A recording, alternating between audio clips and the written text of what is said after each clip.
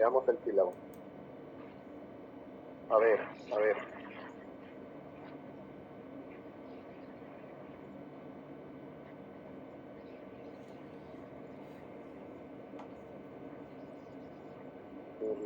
La sesión de hoy corresponde al título Legislación y normas técnicas relacionadas al servicio de archivos.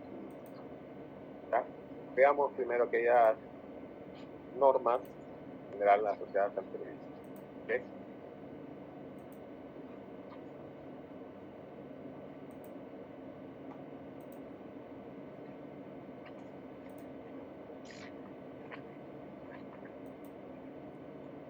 Veamos. A ver. Ya. Ustedes ya conocen esta pirámide. ¿Cómo se llama?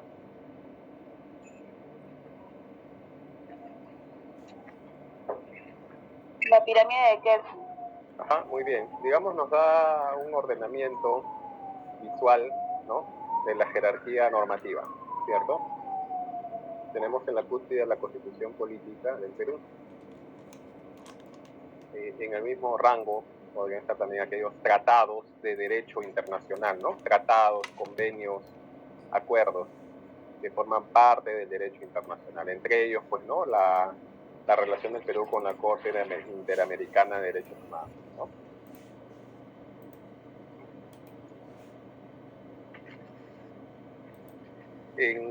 Debajo de la Constitución vamos a ver tres normas, ¿ya? Principalmente la 27806, que ustedes ya conocen, que es la Ley de Transparencia y Acceso a la Información Pública.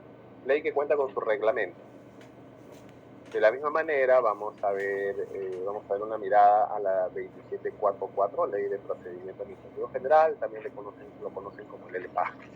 ¿Ya? Ahora, la ley, el LPAG es súper amplio. Podría ser materia suele ser materia de una diplomatura, ¿ya? Entonces aquí vamos a ver ciertos aspectos relacionados al servicio. Y otra ley es la 29733, la Ley de Protección de Datos Personales, que también cuenta con su reglamento, ¿sí? La Ley de Protección de Datos Personales, ustedes, digamos, tienen una idea de qué trata, puesto que lo hemos comentado en el curso de normalización de archivos, ¿ya? Y debajo de la base vamos a ver la directiva del 2020 relacionada, pues, a los servicios archivísticos en la entidad pública, que se encuentra vigente, ¿no?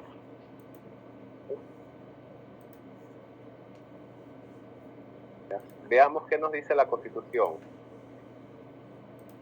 En el capítulo 1, Derechos Fundamentales de la Persona, en su artículo 5, dice que es un derecho fundamental de la persona a solicitar sin expresión de causa, o sea, sin motivo alguno, sin justificar el motivo, la información que requiera, y a recibirla, obviamente, ¿no? Como dice, puede solicitar lo que requiera y recibirlo, ¿no? Que no es lo mismo. De cualquier entidad pública, en el plazo legal, en el plazo establecido, ¿sí?, con el costo que suponga el pedido. Aunque bueno, ahora pues que se utilizan medios digitales, canales digitales para la transmisión de la información, el costo suele ser cero, ¿no? Salvo pues que de manera expresa indiques que lo necesites impreso, ¿no? Entonces asumes el costo de la impresión, ¿no? Un costo razonable, ¿no? No es un sol por copia ni por impresión, ¿no? Puede ser 0,5 céntimos. Esto ya se suele ver a detalle más adelante. Se exceptúan las informaciones que afectan la intimidad personal, la confidencialidad de la persona, y las que expresamente se excluyan por ley o por razones de seguridad nacional. ¿Cuál es esa información que se excluye por ley? Pregunta. ¿Algún voluntario, alguien a quien no haya escuchado aún?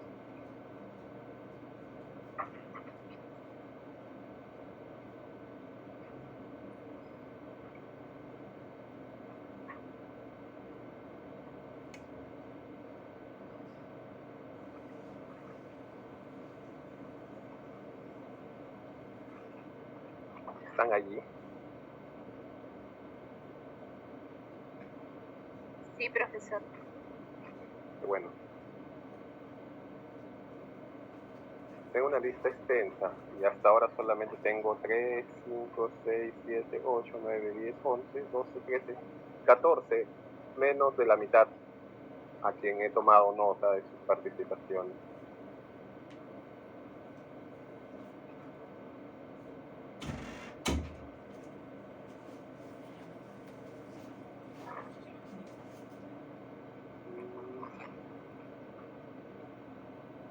Yo Guamaní, ¿se encuentra? John Guamaní, ¿está presente?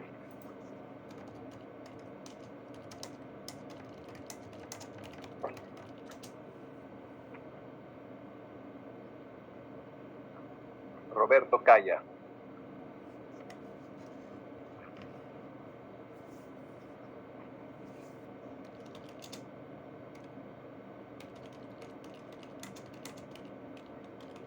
Carol, buen día.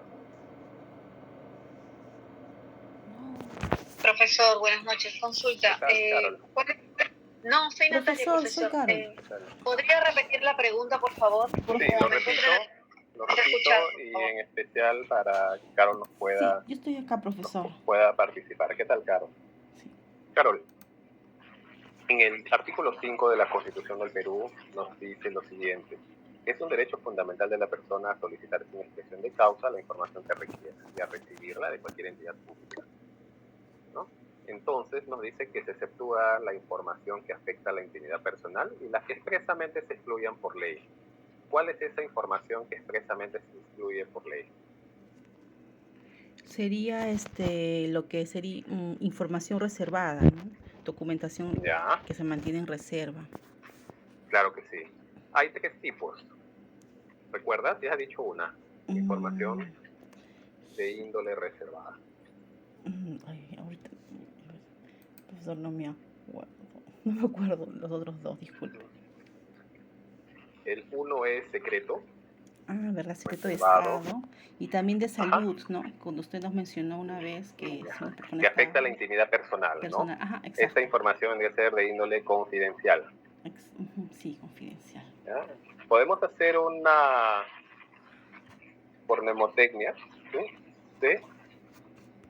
Empezamos Sí, con profesor. S, R y C, más o menos como que es el orden. ¿Ah? En el orden descendente en el alfabeto. O al revés, sí se ve, ¿no? C, R, S. ¿Sí? Sí, profesor, sí se ve. Confidencial, reservado Reservada. y top secret. Sí. ¿No? Okay. Esto está establecido en la ley de transparencia. Y las que expresamente se excluyen por ley. Y de aquí deviene pues la ley de transparencia, ¿no? Este pequeño apartado da pie pues a la ley de transparencia y su reglamento, ¿no?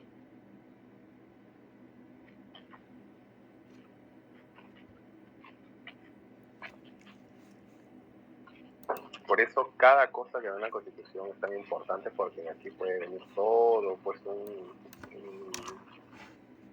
un apartado jurídico, ¿no?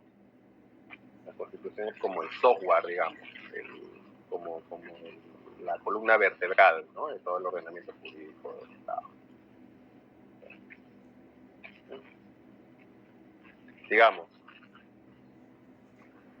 ¿qué relación tiene con el servicio archivístico? Fácil, dice, a solicitar sin expresión de causa la información que requiera y a recibirla de cualquier entidad pública. Entonces, el administrado va a presentar su solicitud de información por transferencia. Esa solicitud va a ser el input, el insumo. ¿Para qué proceso? Para el proceso del servicio archivístico, y es que obviamente la solicitud se deriva al archivo central, ¿no?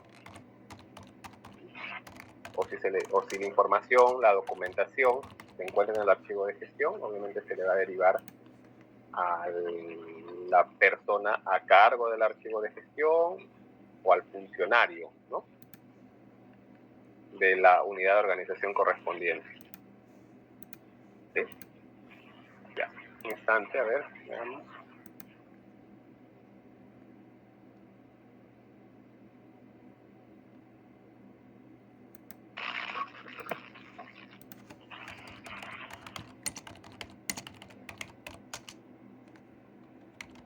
Veamos la ley de transparencia. ¿Ya?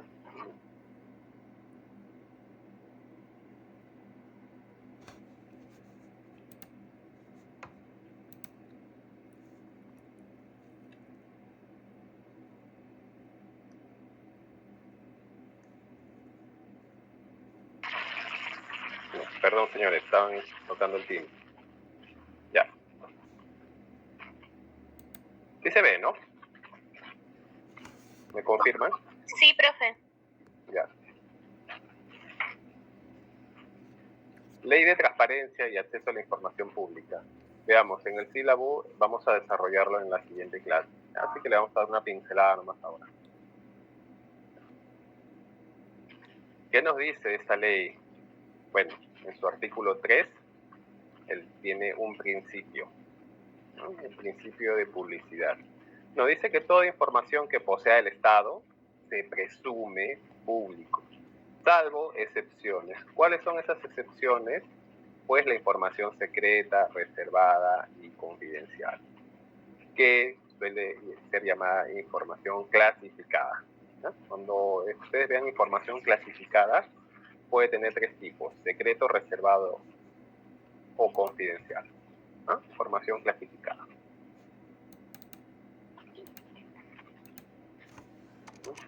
No confundan con el proceso de clasificación documental, son términos diferentes, ¿no? Tienen acepciones diferentes.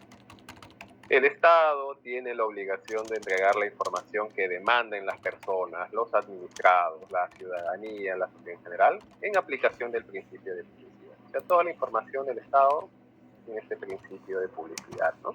Por eso las declaraciones juradas, pues toda la información de la administración pública, toda la información que generen ustedes, que produzca cualquier funcionario público, tiene el principio de publicidad, ¿no?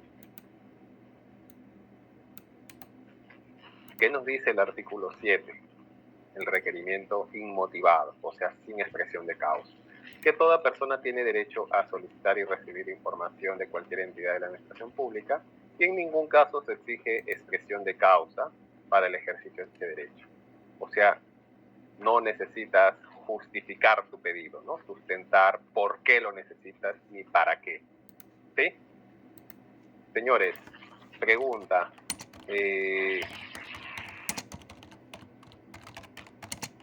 Ustedes necesitan hacer su tesis, su trabajo de investigación, ¿le pueden solicitar información a la AGN? ¿Sí? De pronto la AGN posee información valiosa para su trabajo de investigación. Sí, profe. ¿Sí? O necesitarían hacer trabajo de campo, ¿no?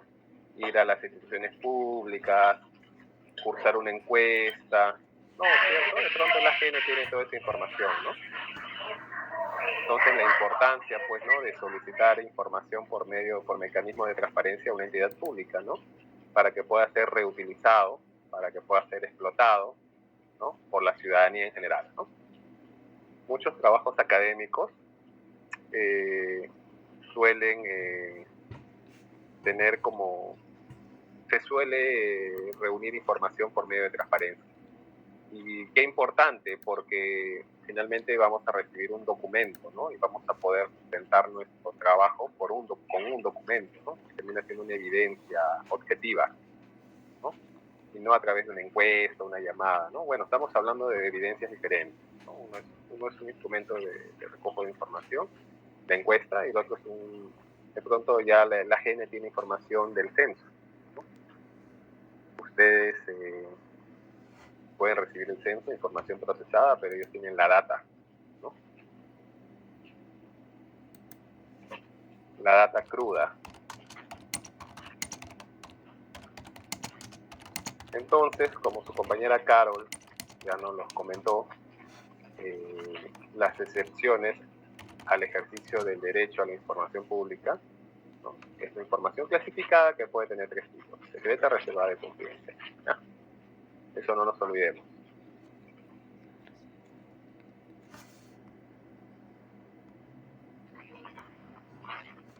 Vamos a pasar lista para poder saber quiénes están.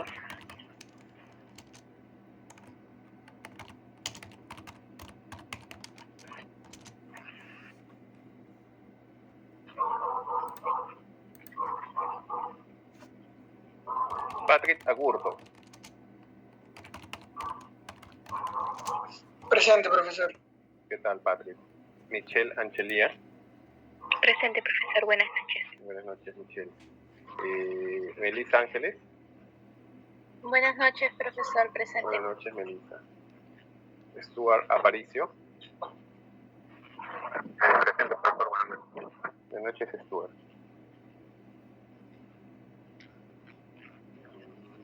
Víctor Atuncar. Buenas noches, profesor. Buenas noches, Víctor. Víctor Beldi. Víctor Beldi. Carol, buen día. Presente, profesor. Buenas noches. Buenas noches, Carol. Manuel Calderón. Presente, profesor. Buenas noches. Presente, profesor. Buenas noches, Manuel. Roberto Calla. Profesor, buenas noches, presente. Buenas noches, Roberto. César Campos. Buenas noches, profesor, presente. Buenas noches, Pedro Capolitano. Presente, profesor. Buenas noches, Pedro. Miguel Córdoba. Buenas noches, profesor. Presente. Buenas noches, Miguel. Nelly Espino. Buenas noches, profesor. Presente. Buenas noches, Nelly. Rocío Gutiérrez. Buenas noches, profesor. Presente. Buenas noches, Rocío. John Guamaní. Buenas noches, profesor. Presente. Buenas noches, John. John, te acabas de conectar, ¿no? Estaba en el transporte público, profesor. Recién acabo de llegar, por eso que escribí en el chat. Muy bien. Vamos a poner registro, ¿ok? Sí. Gladys Lescano. Buenas noches, profesor. Presente. Buenas noches, Gladys. Yael Mirano. Buenas noches, Yael. Catherine Muñoz. Presente, profesor. Buenas noches. Buenas noches, Catherine.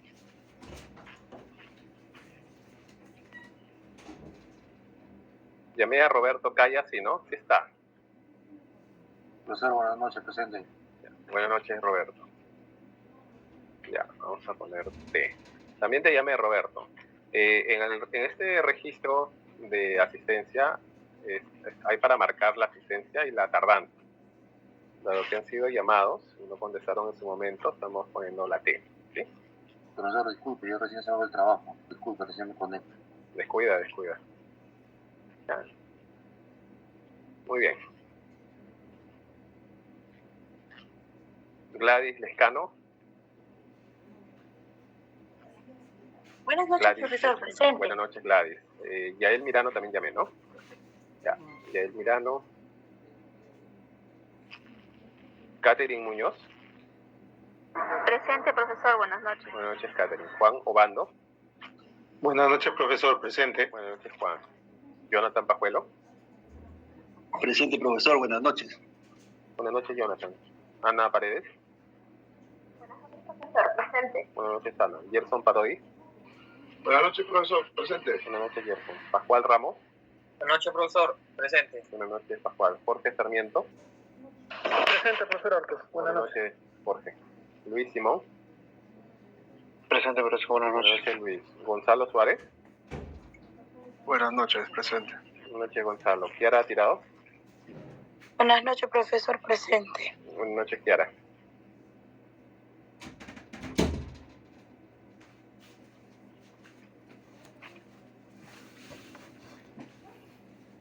Un instante, ¿no?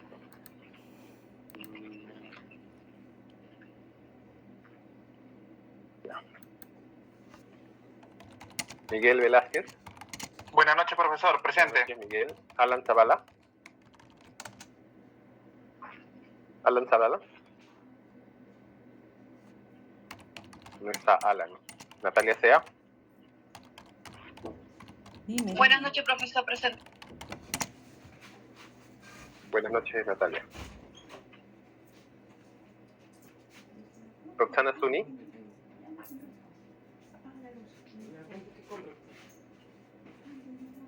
Roxana Zuni. Ya, tengo Tengo 3 inasistencias. Rosana Zuni, Natalia Sea. Profe, ya comenté mi asistencia presente. Gracias. Ok. Perdón, Alan Zavala. Tiene mala lista. Y Víctor Belli. Pues estamos todos. Muy bien.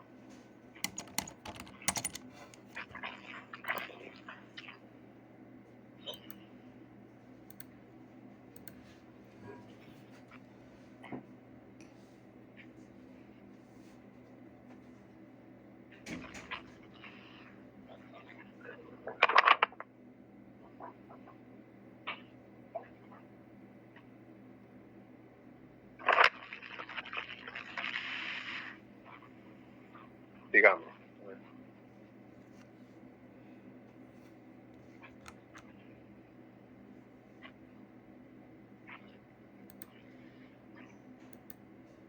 Señor profesor, buenas noches. Buenas noches, Víctor. Luego tomo tu registro al final. ¿Ya? Gracias, señor profesor. Las quería desachar, las has acordado. Muy bien. ¿Me confirman si se ve en pantalla? Sí. Ya vimos la ley de transparencia. Gracias. ¿Ya? Va a ser desarrollado en la siguiente clase. Veamos la 2744, la ley de procedimiento administrativo general. ¿Sí? Es también conocido como ley de paga. Ustedes lo van a escuchar así. En su artículo 40 nos dice que el Estado está prohibido de solicitar cierta documentación. Para el inicio y o conclusión de un procedimiento, las entidades quedan prohibidas de solicitar a los administrados aquellos documentos que hayan sido expedidos por ellos mismos, ¿sí? No tiene sentido que la entidad solicite al administrado documentos que la propia entidad debería poseer, ¿no?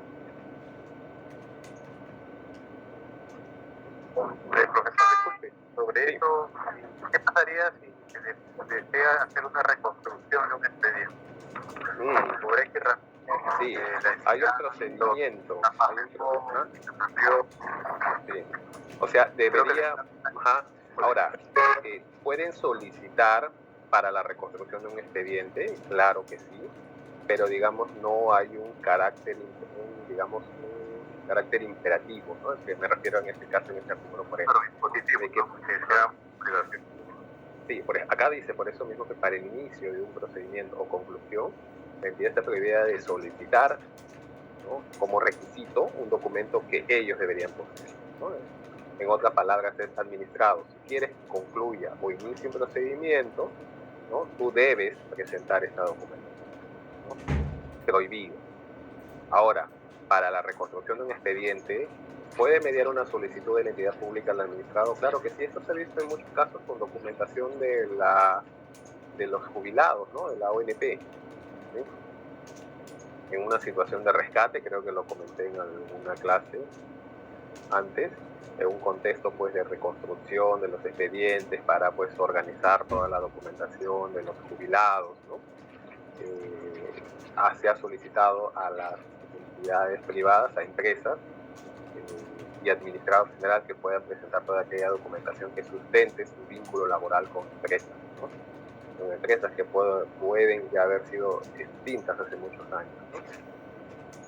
Entonces es un contexto diferente, ¿no? No hay un carácter de obligatoriedad, al menos para el administrado, ¿no? ¿Qué nos dice? Justamente eso guarda relación con lo que nos comentó su compañero. ¿Quién nos comentó? Stuart, por favor. ¿Perdón? Stuart, por favor. Stuart, ¿qué tal?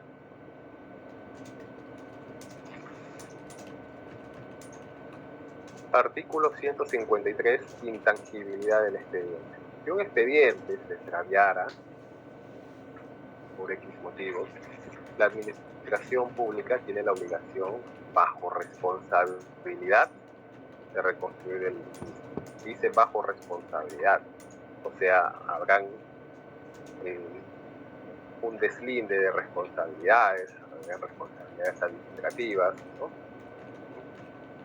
No es que de buenas a primeras dice, el expediente no está, bueno, reconstruyámoslo. No.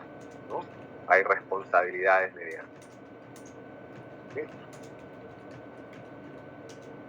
dará inicio a un procedimiento administrativo, ¿no?, para determinar las responsabilidades administrativas del funcionario, sin perjuicio que pueda haber otro tipo de responsabilidades. Muy bien.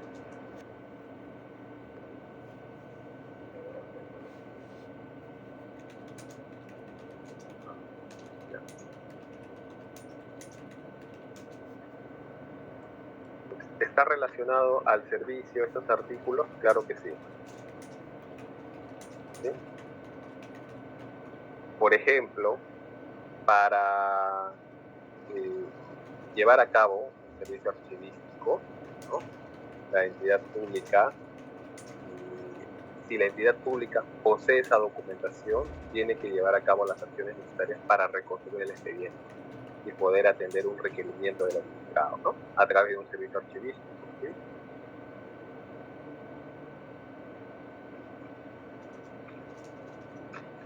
¿Qué nos dice la ley 29733, la ley de protección de datos personales, ¿no?, que tiene su reglamento? El TUO, el texto único ordenado de esta ley y su reglamento, está en el aula virtual, al igual que la ley de transparencia, ¿no?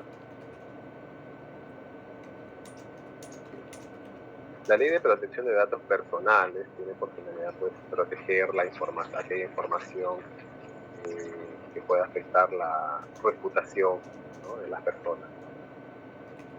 Y pues establece toda la gestión de llevar a cabo, el tratamiento de la información, las medidas de seguridad, ¿no?, y también se establecen las faltas, ¿no?, y también se establece incluso un rango, ¿no?, de una escala de multas, ¿no?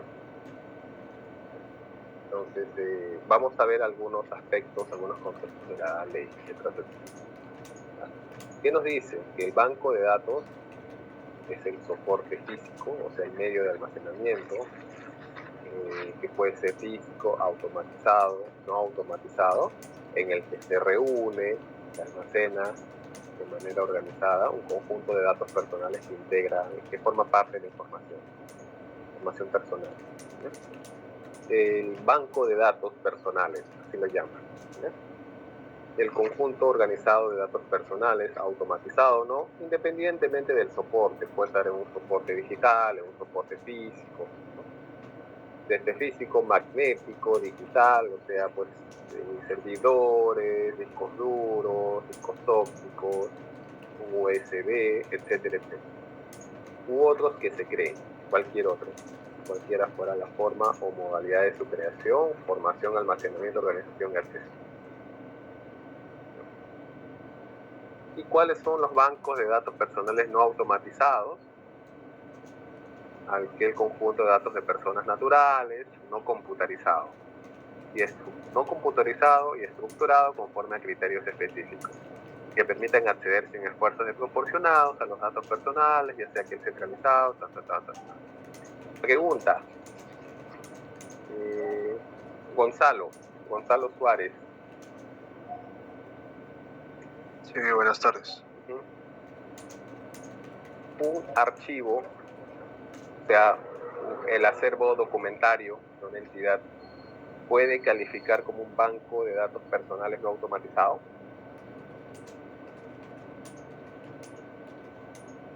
Un acervo documentario físico.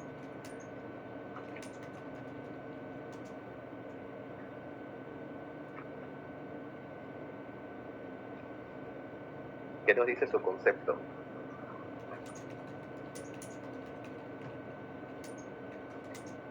Sí, pero un archivo, mencionó. Un archivo, un acervo documentario. No sé.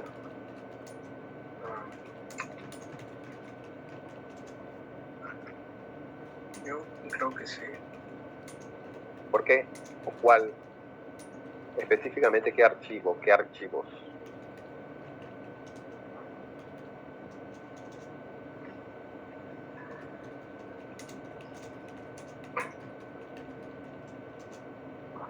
Profesor, ahí podrían calificar los archivos clínicos, porque la gran mayoría de datos, bueno, son datos personales, ¿no?, que se registran en la historia del paciente.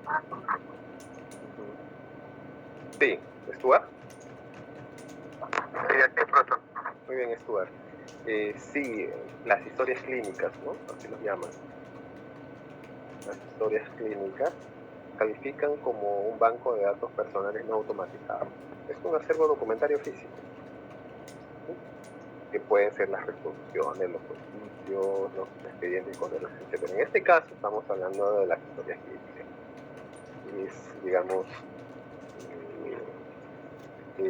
los archivos por excelencia que van a reunir información personal, datos personales, ¿no? ¿De quiénes? De los pacientes, ¿no? Gonzalo, ¿qué tipo de información sensible podríamos encontrar en una historia clínica? Bueno, perdóname un instante. Ya. ¿Qué tipo de información personal o sensible, cualquiera? No es lo mismo, pero ¿qué tipo de información personal podríamos encontrar? bueno, el historial de salud en sí de los pacientes. Sí, sí. Ajá. Si un paciente sufre, digamos, de un trastorno mental, esa información confidencial podría perjudicarlos en el público. Ya, profesor, ya. Ajá. Por ejemplo, ¿qué tipo de información personal? Vamos a poner nombre y apellido. ¿Ya? Una pequeña disputa. Gonzalo, si me ayudas. DNI. Edad. Domicilio. Gonzalo, ¿algo más? Celular. Ya, bueno. Ahora con la Sexo. Sí, sexo. Fecha de nacimiento. Claro que sí, tan importante, ¿no? Domicilio. Ya está. Familiares. Ok, sí, familiares. Padre, madre, hijos. Sí, bueno, en eso. Orientación. Orientación sexual, ¿mencionas? Sí, no me acuerdo. Claro, por ejemplo, historia clínica, podrían haber información digamos, de índole psicológico, tan importante, ¿no? Podría haber información sobre la orientación sexual, ¿no? Sí. Sobre todo para fines médicos, ¿no? Fines de salud. También asegurador. ¿Ya? Si está asegurado, ¿no? Si no está asegurado. Señor profesor, una consulta. ¿Sexo es diferente a orientación sexual? Sí. Hay conceptos biológicos de la orientación sexual, digamos, no con el género. Son dos conceptos diferentes. Allá, pero en la historia clínica, profesor, no va, porque yo tengo varias historias de varios sitios y me pide efectivamente donde necesito estas cosas. También va de historia de uno y a su vez también va el informe médico, la junta médica, ¿no? Y todas las atenciones que uno va por departamento de medicina, traumatología, neurología, ¿no? Laringología y todo eso, profesor, pero va desagregado, claro está, ¿no? La misma historia. En el DNI hay un campo que es sexo. No dice género, dice sexo. Sexo, sexo, no dice género, son conceptos diferentes.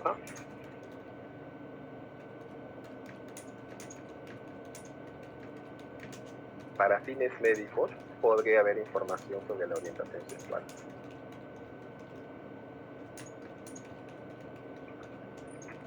Quizás Google puede saber más de lo que nosotros creemos sobre este texto, ¿no?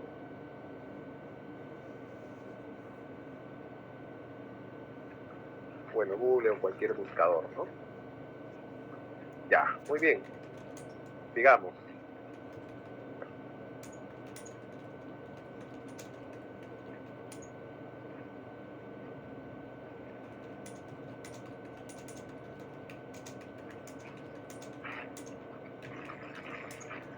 Kiara.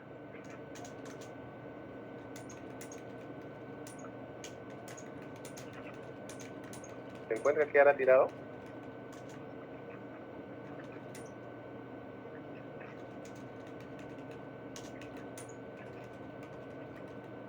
Kiara tirado.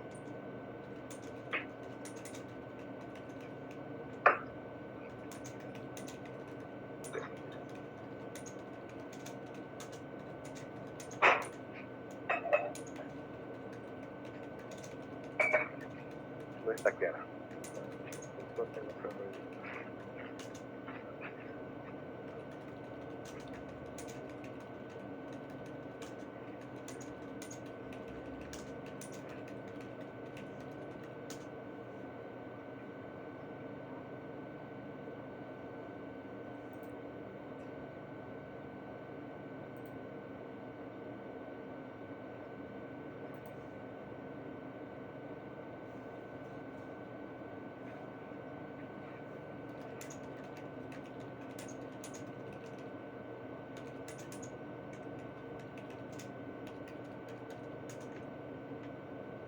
Miguel Velázquez. Sí, profesor, buenas noches. ¿Cómo estás, Miguel?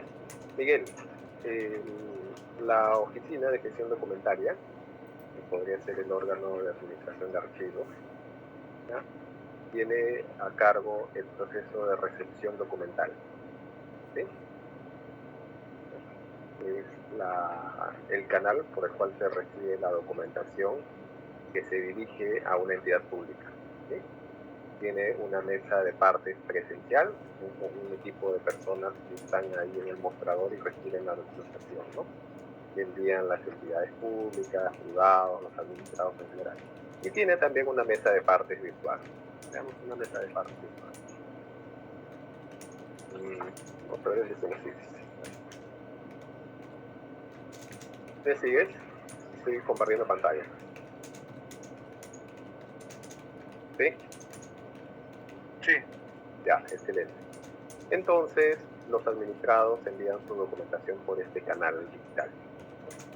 Tipo de documento, DNI, PAN, o ingresan su número de DNI, se valida, ¿no?, con RENIEC seguramente, y automáticamente se autocompletan los nombres, los apellidos, ingresas ya tu dirección, porque eso puede ser variable, ¿no? Hoy vives aquí, mañana vives allá, ¿no?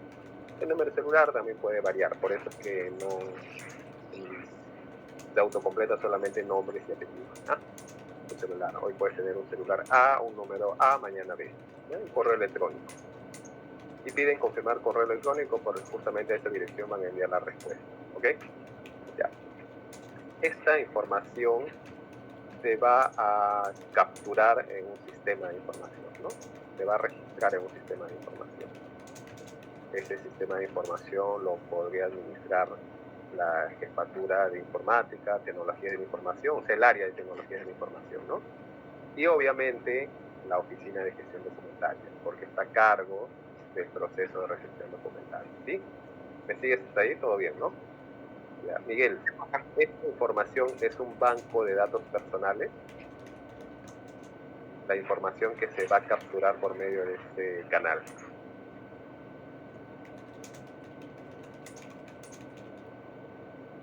Sí, bueno, lo va a administrar la entidad, ¿no? Ya, sí, lo administra la entidad y particularmente la Oficina de Gestión Documentaria, ¿no? Porque está a cargo del proceso, ¿sí? Eso no lo va a administrar contabilidad, ¿no? No lo va a administrar tesorería, ¿no? Ni logística. ¿Queda claro? La información que se va a capturar por este canal califica como un banco de datos personal. Sí, no, ¿por qué? Sí, porque son información de cada persona que está solicitando alguna documentación para ser notificado. Hay información personal, claro que sí, está el nombre de las personas y el DNI, ¿cierto? Con esta información se puede identificar a cualquier persona, ¿no? Además de su dirección celular, es información personal, claro que sí. Entonces, sí hablamos de un banco de datos personal, ¿no? ¿Es automatizado o no?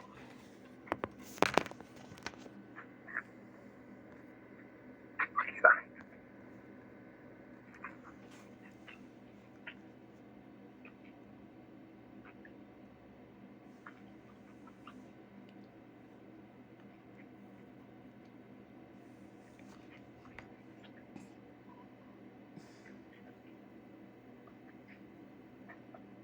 Miguel, ¿es un banco de datos automatizado o no? Yo creería que es automatizado porque se supone que se queda guardada la información En un sistema, en una aplicación, ¿no? ¿No? Claro, el no automatizado califica pues como podría ser un archivo físico, ¿no? quemado. Ya, muy bien.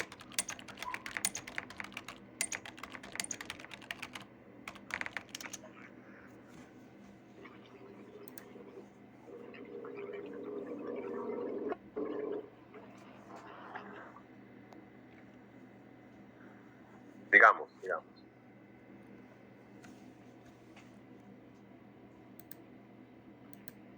La información referida a los datos personales es una restricción para el servicio archivístico. Yo creería que sí, porque vendrían a ser confidencial, ¿no? Por la confidencialidad, ¿no? Por su carácter de confidencialidad, ¿no? Habría que tener esos cuidados, ¿no? Ahora, Miguel, yo recibo un servicio, recibo un requerimiento, ¿sí? De una información de los legajos de personal. De buenas a primeras, digo no, porque en mi clase me dijeron que es información sobre datos personales, es información con datos personales, por lo tanto es una restricción, o podría compartir la responsabilidad y pedir opinión al área de recursos humanos. ¿Qué harías?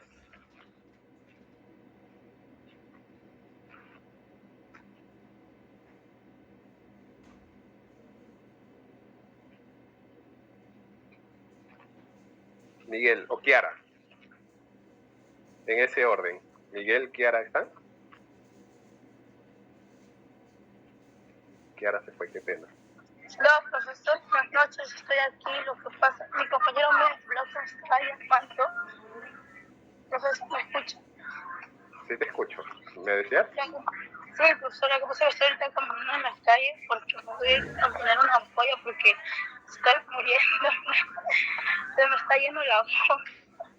Por eso.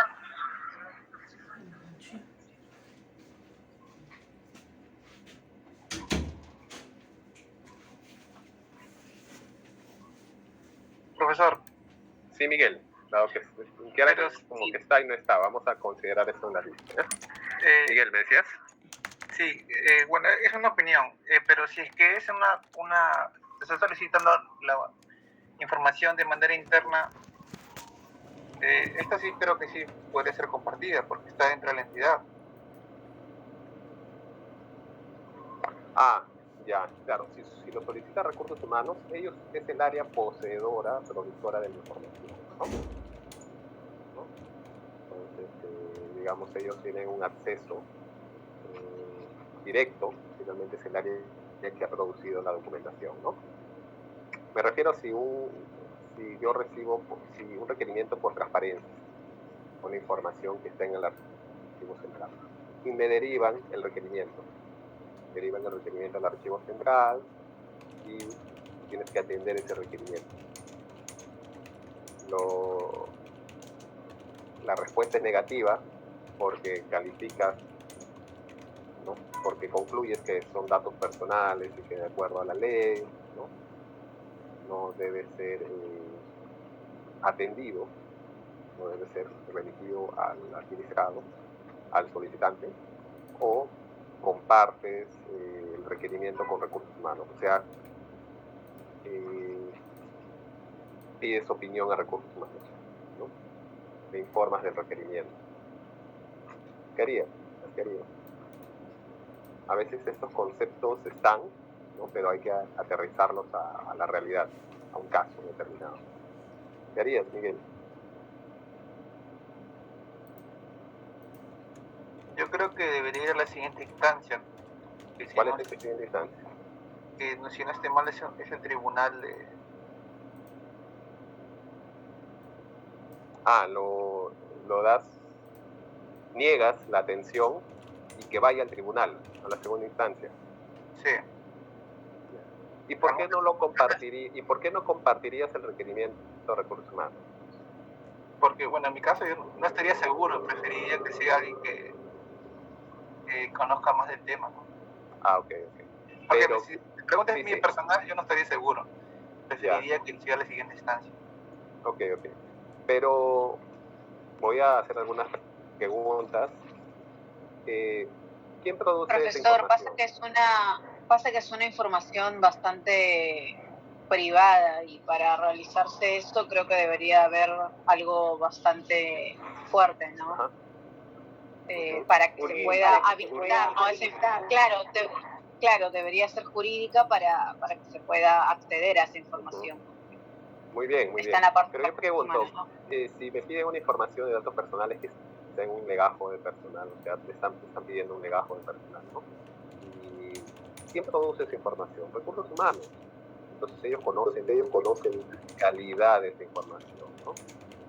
Y recursos humanos también conocen muy bien el tema de protección de datos personales, porque finalmente ellos administran el banco de datos personales, ¿no? También administran su banco de datos personales. Entonces, sí, señor, podríamos pedir a recursos humanos, o podríamos, más que pedir la opinión, podríamos trasladar el requerimiento a recursos humanos. Y que ellos, como área productora de la información, ¿no? Que conocen muy bien los alcances, ¿no? De la información, podrían ellos podrían asesorarnos, ¿no? O inclusive yo podría canalizar el requerimiento, que no sea directamente al archivo, sino a ellos. Entonces yo atiendo a recursos humanos, ya es responsabilidad de recursos humanos brindar la información, acaso anonimizada, o sea, te doy el legajo, pero puedo borrar, ¿no? O restringir cierta información parcial del legajo, ¿no? ¿Qué dicen? No sé si están de acuerdo. Sí, señor profesor, pero tenga presente también mediante procesos administrativos, las áreas pertinentes solicitan los legajos de historia clínica a fin de hacer un informe correspondiente al peticionante, como es el titular, ¿no? Y del mismo modo también el área de oficina de asesoría jurídica o la oficina de control interno. Del mismo modo, las instancias como la Procuraduría, Contraloría, Fiscalía y el Poder Judicial, señor profesor. Sí, ellos pueden solicitar información. De hecho, ellos pueden solicitar información, pero yo voy a tener que triangular, ¿no? Con recursos humanos, porque la información la produjo recursos humanos. Definitivamente, señor profesor. Y ellos, ¿no? Es recursos humanos quien incluso debe ser los responsables de la atención de ese requerimiento.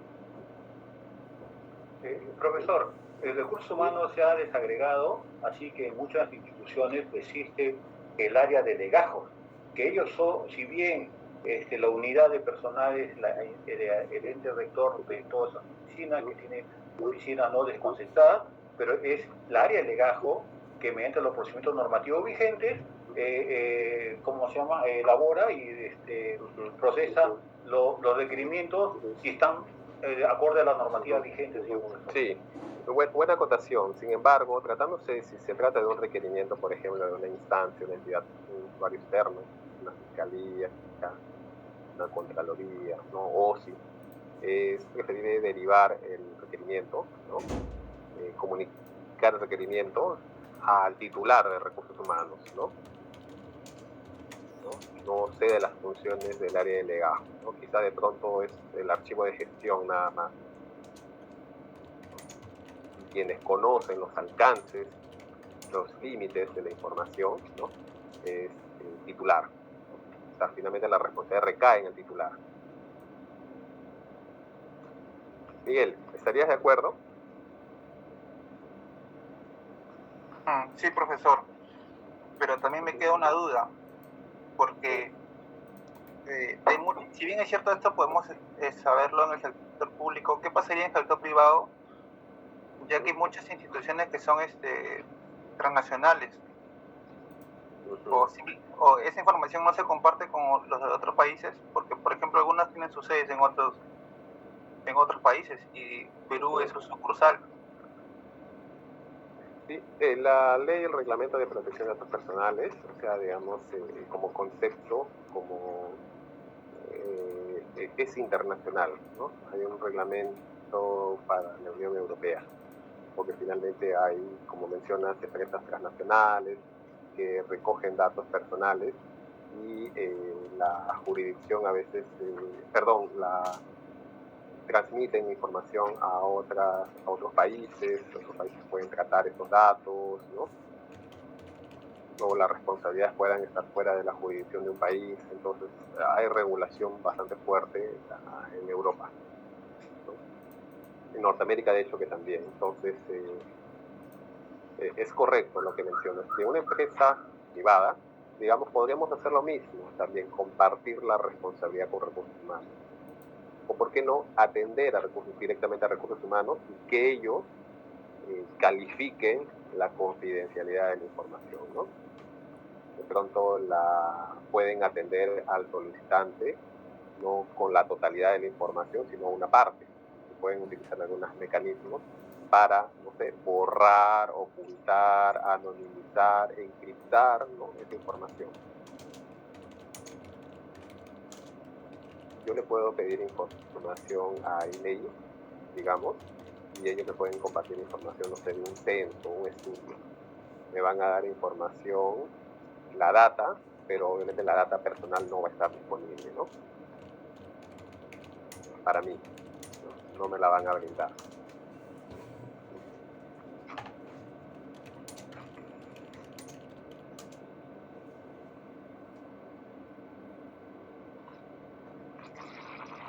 Profesor. Sí. Profesor, buenas noches. En este contexto que está... Pascual Ramos, profesor.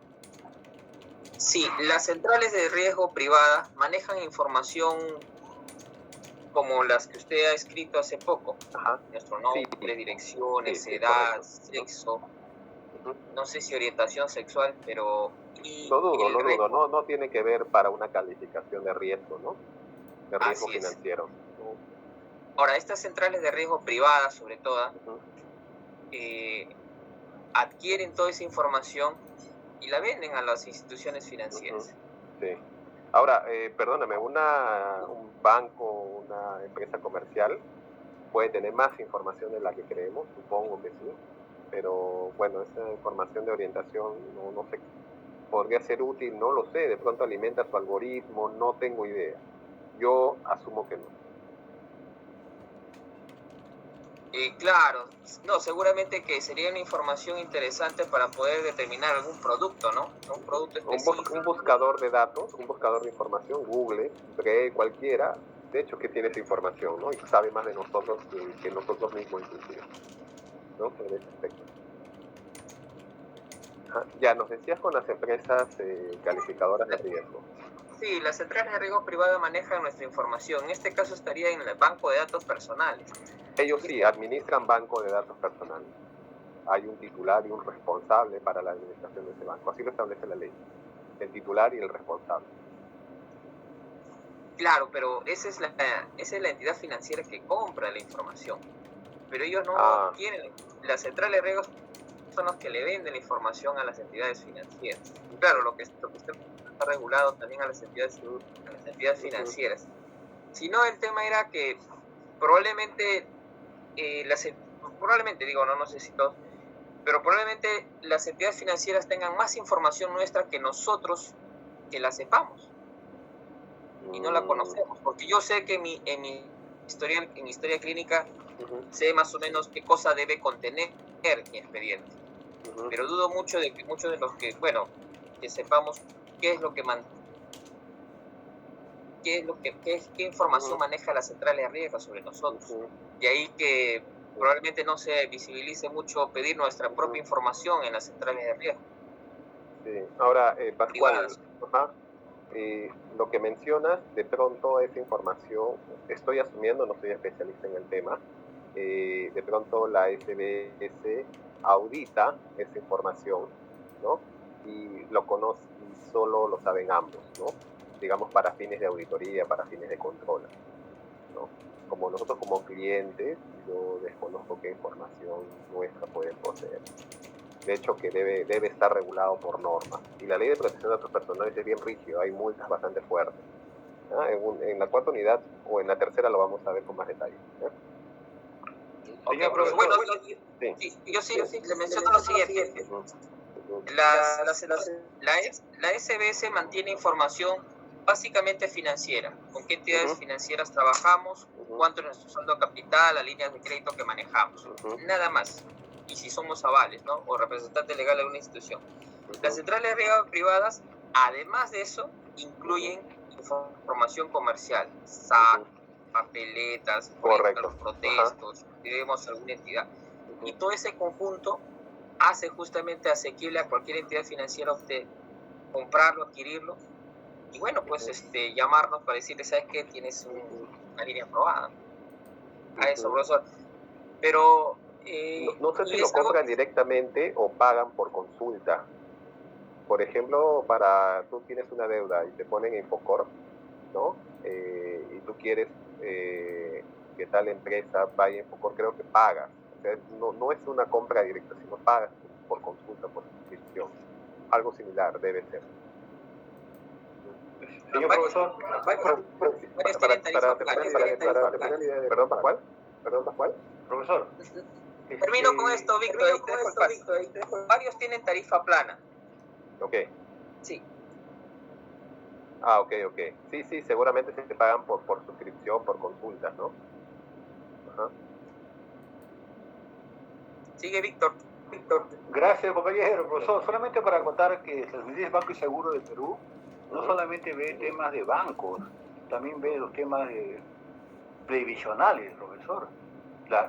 Ve lo que es las AFPs. Es así que cuando yo tuve una experiencia personal, trabajé en el sector privado hace muchos años y yo soy pensionista, pues, ¿no? De la policía, y pedí que me devuelvan mi plata. No me querían devolver Pro Futuro y me fue Integra. Integra, las reglas eran otras, me devolvieron como 40.000 soles que había aportado, porque yo soy pensionista, es uno. Entonces, no solamente maneja el registro financiero. Y para pedir efectivamente, usted para alquilar una casa, yo tengo una casa en Ica de 2 pisos y lo alquilo por departamento, pues, ¿no? Entonces, cada vez que yo quiero una información, tengo que pagar, ¿no? Para que me den si este señor es moroso, no es moroso, tiene deuda, no tiene deudas. Ese es el riesgo, ¿no? Que yo puedo, si no requiero esa información, que él lo tiene bien mapeado, ¿no? Yo también, con decirle que a título personal estoy en Infocor porque tuve una granja de pollo que el problema de la pandemia me fue mal, ¿no? Porque todo bajó y todo se fue. Y es así que estoy endeudado con un banco. Me han pasado a una caja recaudadora, pero sigo en Infocor, pese a que estoy pagando, ¿no? Pero ya tengo Infocor. Por eso digo, hay cosas que por experiencia y por propia práctica y gestión, uno va pues conociendo, ¿no? Y va aportando para que mis compañeros también se ilustren en estas cosas, que al parecer parece insulso, pero mucho tiene que ver con la gestión de nuestros derechos, señor profesor. Muchas gracias. Sí, ahora tú mencionas algo importante, que accedes a información de un cliente moroso, ¿no? Pero accedes a información limitada, ¿no? No, solamente, profesor, ven si ese señor tiene deudas en Infocor, ¿no? Claro, y eso con eso es suficiente, profesor, para cuando dice no te puedo explicar porque estás en Infocor, ¿no? Así es. Y más no, señor profesor. Ajá. Ahora, el banco de datos personales de tratamiento hay restricciones, pero también hay excepciones. Y dentro de esas excepciones justamente están las centrales de riesgo, ¿no? El sistema financiero. que forma parte del sistema financiero. Que es para fines pues comerciales, ¿no? Ese tipo. Lo vamos a ver en la clase más adelante. Sí, señor profesor. Profesor, Sí, profesor, para no acaparar la conversación, justamente puede resultar una suerte de contradicción, pero yo para adquirir también voy a una central de riesgo, llámese Informa, Sentinel, Equifax, que antes se llamaba Infocor, Certicom. Yo tengo que pagar para saber por mi información. ¿Se da cuenta? Lo que el compañero ha hecho, creo que ha hecho de un tercero, me parece, pero si él tuviera que hacerlo del suyo, tendría que pagar. Le dan una vez gratuito, creo que aún sigue, pero es limitado. Es solo... Sí, ahora, nunca he estado en Infocor, no he visto el tema, no he visto la necesidad de registrar a alguien, Infocor, entonces también no, digamos, el tema lo conozco de forma superficial, ¿no? De hecho, ahí con lo que Yo sí nos estoy ha en Infocor, compartido. Yo sí estoy en Infocor y no es por el problema de económico y escapa de mí. Ahora yo ando con mis deudas, pero ya estoy en Infocor.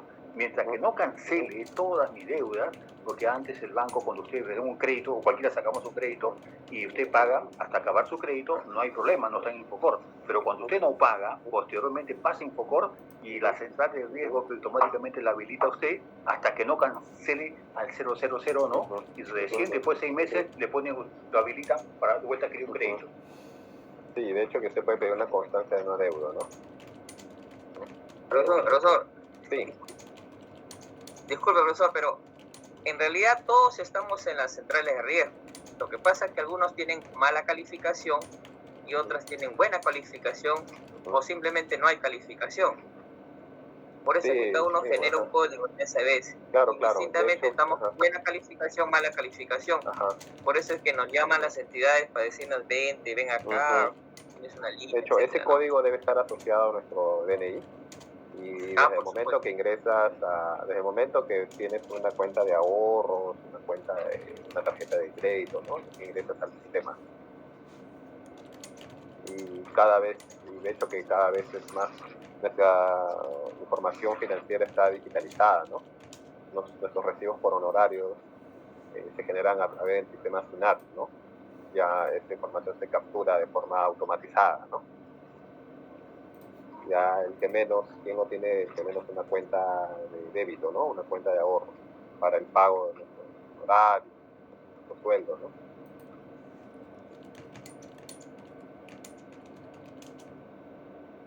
A este riesgo financiero se evalúan, imagino, no solamente para temas de crédito, sino, ¿por qué no? Puede ser hasta para cursar una maestría, ¿no?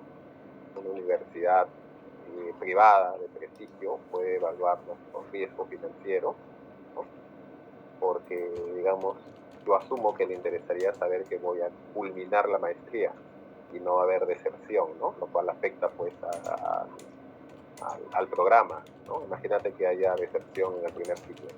Empiezo con 10 alumnos y termino con 7, ¿no? No sería rentable, ¿no? Estoy hablando de rentabilidad nada más, no de calidad.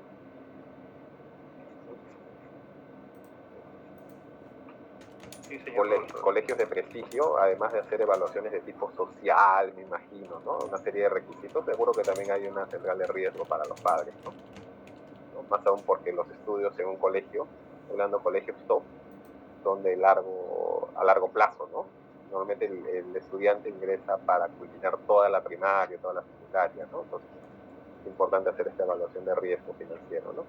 Y bueno, corresponde pues a banco de datos personales, ¿no? Información que debe estar protegida. Y bueno, en la siguiente, cuando veamos con mayor detalle también, nosotros hemos hablado pues de información personal, ¿no? Desde índole financiera, pero muchas veces no tenemos el debido celo para información personal, datos personales que otorgamos libremente pues a las farmacias, ¿no? A los supermercados o al mismo buscador, ¿no? El buscador de Google, a Google, ¿no? yo quiero que manejen también otros buscadores, tengan otros buscadores, ¿no? Otros buscadores en su celular, ¿no? Quieren buscar una determinada información, pueden utilizar un buscador alternativo. Uno que ofrece buenas medidas de seguridad es Brave, ¿no? Brave, como quieran llamarlo. Mira el icono de un leoncito. ¿Ya? Ahí lo vamos a comentar seguramente con mayor detalle, van a compartir ahí algunas experiencias.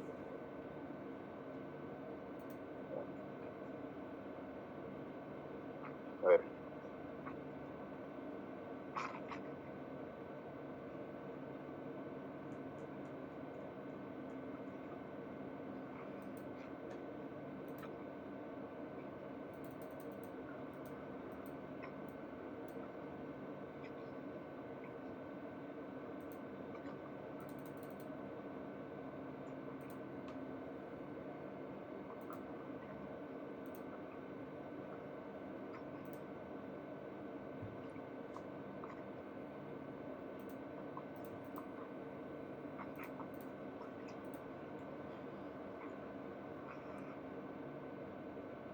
Ya, sigamos.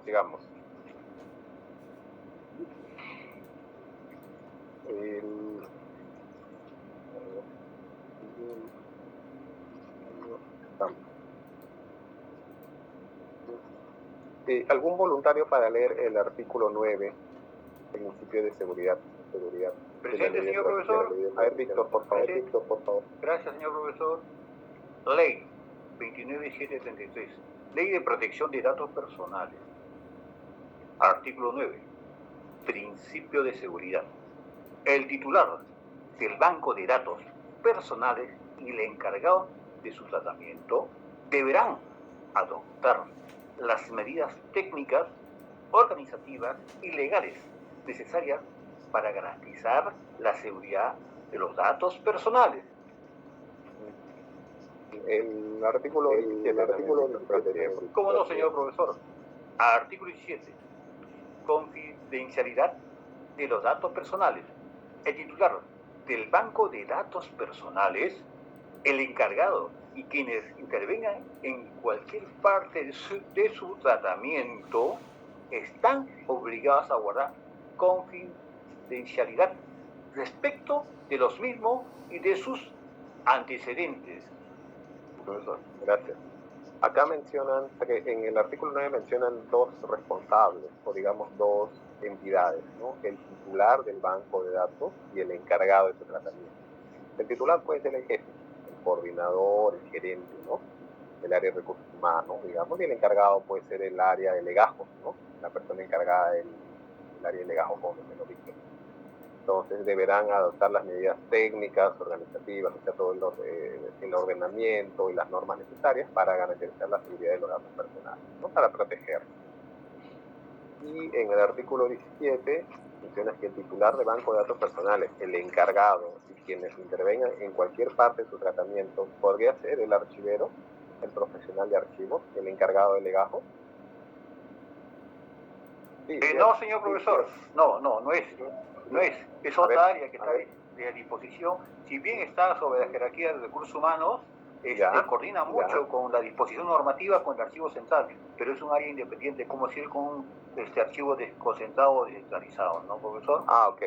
No pertenece a recursos humanos, a veces está debajo de secretaría, ¿no?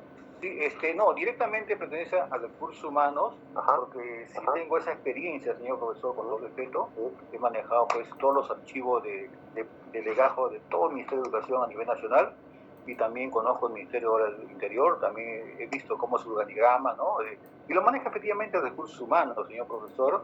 Claro está que las normas y disposiciones normativas, ¿no? Modernas y todo eso se rigen al Archivo General de la Nación, y a su vez impera un control del Archivo Central para algunas situaciones de transferencias y otros, ¿no? Pero más es así que la data, los legajos, que no tengan el tiempo requerido, no pueden ser como sea administración del Archivo Central. Sí. Entendido. Ahora, el titular del banco de datos personales podría ser el jefe de recursos humanos, el encargado podría ser, no sé, un coordinador de legajos, y quienes intervengan en cualquier parte de su tratamiento podría ser un analista, un practicante que esté dentro del legajo y que intervengan en el procesamiento de los legajos. ¿Sí? Pero no puede ser un practicante, puede que ser un especialista, profesor, es responsable. Bueno, puede ser un analista, puede ser un asesor administrativo, o sea, cualquier, digamos, que tenga un vínculo contractual, ¿no? Y haya responsabilidades. Sí, señor pero profesor, en la práctica, en la administración pública no me sorprendería también haya a ver, digamos, en funciones posiblemente no apoyando. Créanme que en la administración pública van a encontrar muchas cosas. ¿Ya? Y están obligados a guardar confidencialidad. Ustedes intervienen en cualquier parte del tratamiento de los legajos de personal como archivo central, de pronto son transferidos por un tema de necesidad de espacio. De pronto el área de legajos necesita espacio o no cuenta con el espacio y toma la decisión de transferirlo al archivo central. ¿Por qué no? ¿Por qué no? Muy difícil, profesor, porque en ese caso ya se estaría distorsionando la información. Eso pasa hasta ahorita en mi archivo que trabajo yo, el periférico del Ministerio Interior. No sé por qué emoción se envía cuando piden una boleta, ¿no? de compra, de tesorería personal, algún documento, le envían todo el paquete, ¿no? de compuesta de 1.000 folios, 5.000, 8.000 folios, le envían y en el original. Yo le digo, está mal, digo, porque esto no puede ser. Le digo, acá se sustraen varios documentos y al final la información se pierde. Entonces, es por eso, profesor, que así también como puede ocurrir, para tenerlo en el repositorio documental del archivo central, los legajos, puede ser, profesor, manipulado, cambiado, distorsionado la información que puede ocasionar a la larga complicaciones en la real información que tiene el servidor o docente en la administración pública, señor profesor. Entonces, por eso mismo se queda en legajos y no al archivo. Sí, señor profesor, por eso creo el área de legajos en todos los lugares, señor profesor. Entonces, el archivo central no da la garantía de seguridad. No, profesor, sino ahí está el problema, porque supuestamente dicen, yo te he entregado toda esta información. Entonces, usted, si no lo tiene escaneado toda esa información, esa data, entonces, pues no tiene el presupuesto correspondiente, entonces usted lo envía, nomás dice, no, le envío por caja, ¿no? 2.800 folios, ¿no? De información conteniendo en los legajos tales personas, en la caja tales legajos tales personas, y cantidad tanto 2.897 folios. Entonces, ¿qué pasa? Y supuestamente viene Juan Palote, dice, oye, compadre, mío me ha sancionado y quiero que me lo cambie, y lo cambia, entonces después ya no aparece la sanción correspondiente, señor profesor. ¿Y cómo usted va a poner la data negativa de un personal si ha sido modificada eso, profesor? Ese es el problema, señor profesor. Bajo ese mismo criterio, entonces ninguna otra área pues, se transferiría al archivo central también, ¿no? Porque podrían manipular, modificar información, ¿no? El archivo central mayormente maneja, señor, usted lo sabe, mi profesor, de toda la data pues que ya cumplió su ciclo de vida y por lo tanto si tiene también que ser inventariado bien en la oficina del archivo de gestión, para la transferencia correspondiente debe tener la data y a su vez también yo considero que debe escanear para que ellos ya no soliciten constantemente esa información, más bien con el escaneo en su data de su computadora de gran nivel, no de capacidad, puedan por razones de seguridad, las historias clínicas del área de legajos, las historias necesita cuidar la confidencialidad, la confidencialidad, si yo los escaneo, voy a tener doble problema, ¿no? Porque voy a tener que proteger el escaneado. Sí, profesor, pero hay un detalle, profesor, y cuando se tiene escaneado, como le dije la vez pasada, yo recurrí a un seguro y me entregaron, que fue de cáncer, la información rápidamente. Es por eso cuando uno solicita, profesor, el informe médico, ¿no? para hacer unos trámites, profesor, yo tengo historia de la policía del año 2008 que llegué, me operé por primera vez. Y ya me está mi Esta longitud del servicio lo está haciendo como administrador. Pero por eso, profesor, ese contraste, profesor, si usted no administra bien la documentación, ¿cómo va a tener buena información al usuario? Entonces, tengo una pequeña experiencia en las historias clínicas, ¿no? de la región de la sanidad de Ica. Entonces, por eso a la data que ha mandado el profesor de otro curso de experiencias formativas, es así la realidad, ¿no? Todo está hacinado y está pues casi pegado, pero por los códigos que tienen ellos, que tienen un código, se encuentra la información, ¿no? Y ese código lo asigna desde el momento del primigenio, que dice que el primer paciente que asistió al hospital o a la sanidad es el número 1, así que haya muerto sigue la correlación. Me refiero para diferenciar. Comentas que te atendieron un servicio comprendido. Estás viendo el beneficio como usuario. No, profesor, mi servicio demoró ese tiempo del año 97, demoró como 3 meses de profesor para hacer la información. Mencionaste que fue rápido. No, ahora sí es rápido, pero el año 2000, profesor, ya me entregaron información mutilada. Yo tenía, felizmente, fedateado ahí por el hospital, ¿no? Y yo guardo todos mis documentos, tenía toda esa información, y me fui al área correspondiente, le digo, si me han entregado con tal fecha, y comenzaron a buscar los cuadernos, efectivamente encontraba. Entonces lo que hacían ellos de vuelta, base mi información mía, me redactaban el documento, porque ellos mismos lo habían firmado. Entonces, y estaba en la data también, pero hacía grosso modo. Entonces, profesor, la información mayormente, por cuando hay emoción y falta de criterio de madurez profesional, profesor, muchos documentos se pierden, profesor. Y eso pasa también en la policía. ¿Te refieres a la información o a la gestión de la información o a la gestión de la información? En la gestión de información por la falta de criterio profesional. Entonces, profesor, el legajo también de la policía, nosotros teníamos dos tipos dos cuadernos. Un cuaderno, cuando usted, desde el momento que ingresaba a la escuela, tenía toda la data y todas sus historias. Víctor, una cosa es el criterio que está, digamos, en la discrecionalidad, muy importante. Pero otra cosa es la formación, las medidas de control, ¿no? Los límites que establece la norma, que tener claro eso, que tengan todo es criterio, ¿no? Claro, señor profesor. Bueno, profesor, es solamente con decirle que nuestra administración pública, como dijo todo docente, nos falta mucho para hacer y yo creo que estas promociones lo van a hacer muy bien, profesor. Melissa, ¿nos querías compartir algo? Sí, no sé si es el audio de Víctor, que hay un eco. Sí, profesor, estoy con Bluetooth, profesor, porque no se escucha esta Mac Pro broma. El sábado ahí recién buscar un medio de cómo me puedan activar para que sea mejor la señal. Apague su audio, compañero, porque no se escucha el eco nada más. Sí. Gracias. ¿Ya? Muy bien, Víctor, por favor, si solucionamos esto para no estar causando problemas en el audio durante la clase. Gracias, Víctor.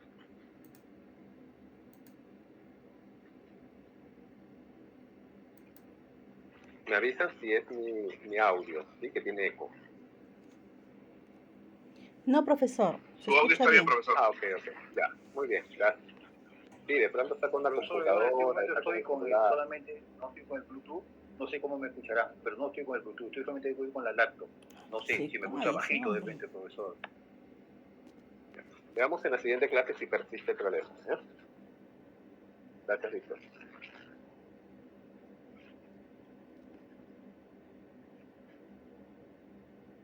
Ahora,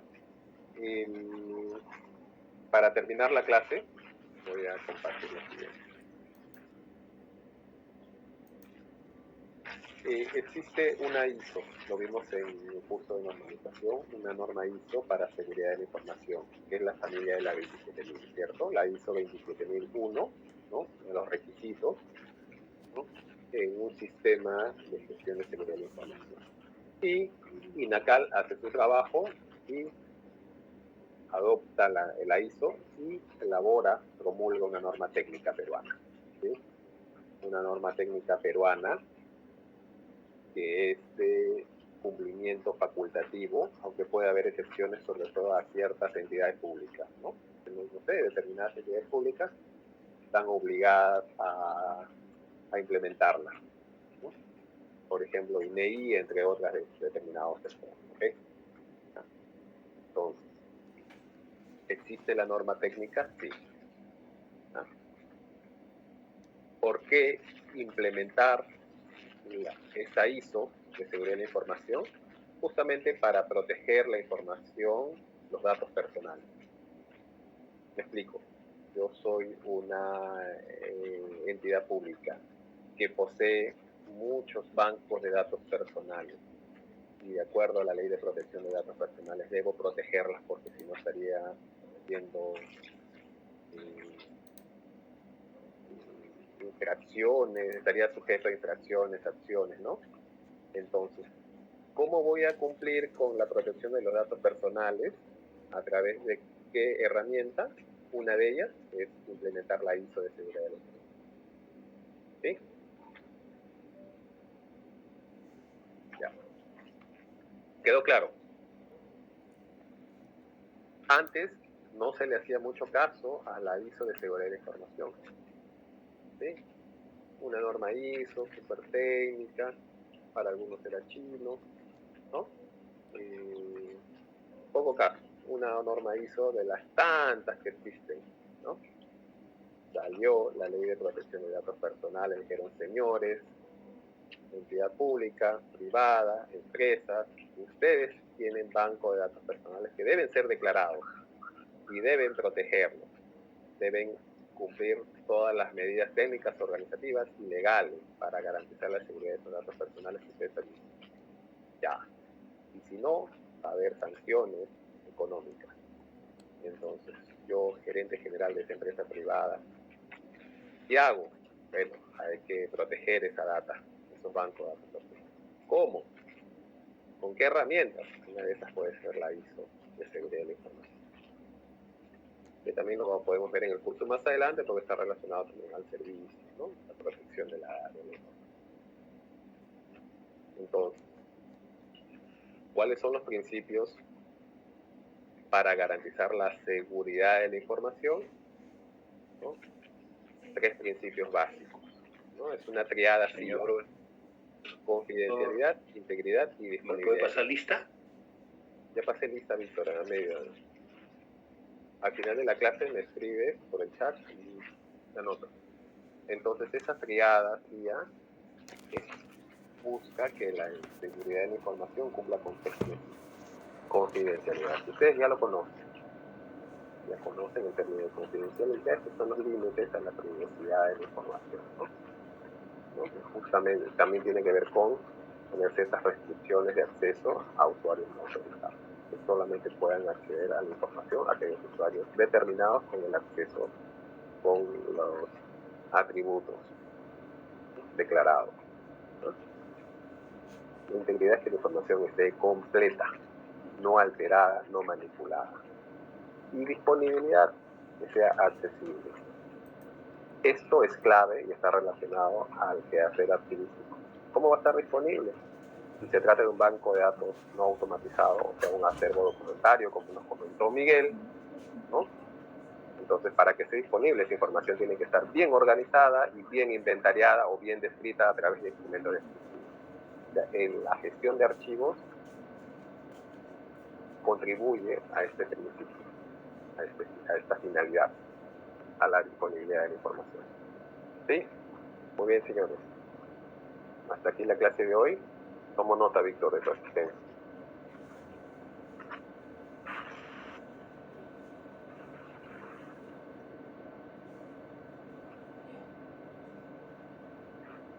Profesor. Muy bien, señores. Buenas noches. Gracias, profesor, para la lista. Buenas noches, profesor. Muchas gracias. Hasta luego, profesor. Gracias a ustedes. Víctor, ya te anoté. Buenas noches, profesor. Gracias. Gracias, señor.